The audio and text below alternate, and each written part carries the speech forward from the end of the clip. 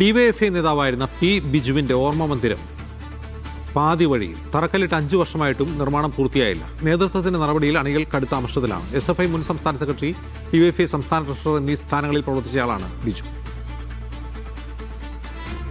അക്ഷയ കൃഷ്ണാനന്ദ വിവരങ്ങളുമായി ചെയ്യുന്നു. അക്ഷയ്, ഇത് എവിടെയാണ് ഈ മന്ദിരം പണിയാനിരുന്നത്?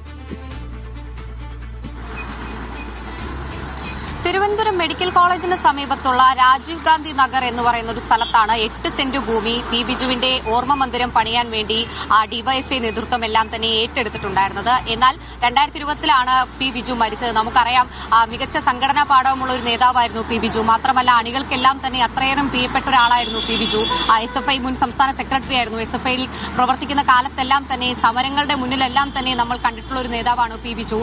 ആ ഒരു നേതൃപാഠവും അതോടൊപ്പം തന്നെ മികച്ച സംഘാടകൻ കൂടിയായിരുന്നു പി ബിജു. 2020-ൽ കോവിഡ് ബാധിതനായിട്ടാണ് മരിക്കുകയുണ്ടായിരുന്നത്. തിരുവനന്തപുരം മെഡിക്കൽ കോളേജിൽ വെച്ച് തന്നെയായിരുന്നു അന്ത്യവും സംഭവിച്ചത്.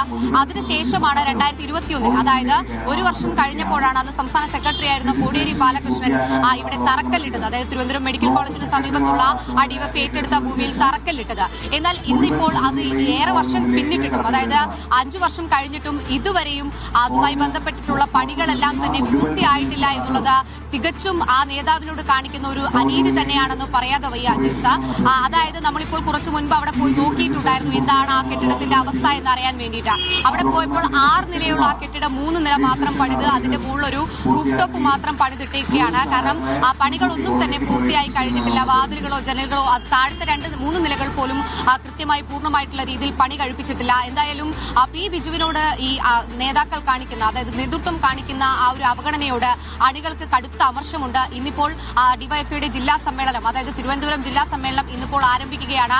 സ്വാഭാവികമായിട്ടും സംഘടനാ റിപ്പോർട്ട് ഉണ്ടാകും. സംഘടനാ റിപ്പോർട്ടിലടക്കം തന്നെ ഇതുമായി ബന്ധപ്പെട്ടിട്ടുള്ള വിമർശനങ്ങൾ സ്വയം വിമർശനമായി നേതൃത്വം ഉയർത്തുമോ എന്നുള്ള കാര്യങ്ങളാണ് നോക്കുന്നത്. പണ്ട് വക മാറ്റിയിരുന്നു എന്നുള്ള കാര്യങ്ങളെല്ലാം തന്നെ വന്നിട്ടുണ്ടായിരുന്നു. എന്നാൽ അങ്ങനെ ഒരു സംഭവം നടന്നിട്ടില്ല എന്നുള്ളത് തന്നെയാണ് പിന്നീട് അണികളോടെല്ലാം തന്നെ നേതൃത്വം വ്യക്തമാക്കിയത്.